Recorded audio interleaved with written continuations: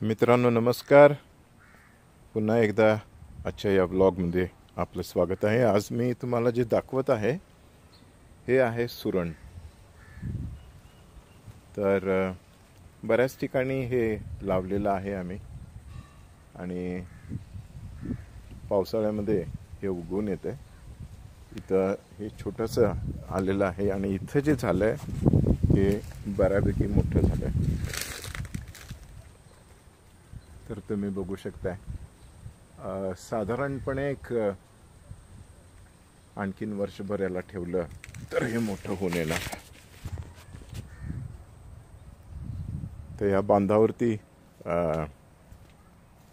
आणखीन एक दोन ठिकाणी आहे, पण अजून ते जरा मोठे व्हायचे आहेत. ते मोठे झाले की डेफिनेटली तुम्हाला दाखवेन.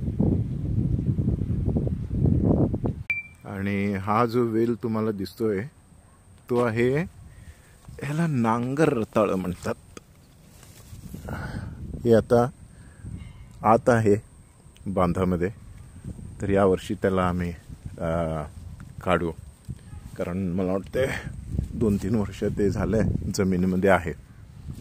तर आता ते खाण्यायोग्य झालेलं असणार, मोठे झालं असणार. तर हे आमचं सगळं जे काही भाजी वगैरे असते कट केलेली, त्याचे जे काही उरलेले असतात ते सगळं वेस्ट इथं आम्ही गोळा करून याचं खत तयार करतो. आणि या खताचा उपयोग भाजीसाठी वगैरे जे आम्ही लावतो त्याच्यासाठी करतो. आणि हे संपूर्णपणे ऑर्गॅनिक घरी तयार केलेलं खत असतं. थँक्यू. असाच भरभरून प्रतिसाद द्या आणि तुम्ही जे व्हिडिओज बघताय, शेअर करताय, त्याच्यासाठी सगळ्यांचा धन्यवाद.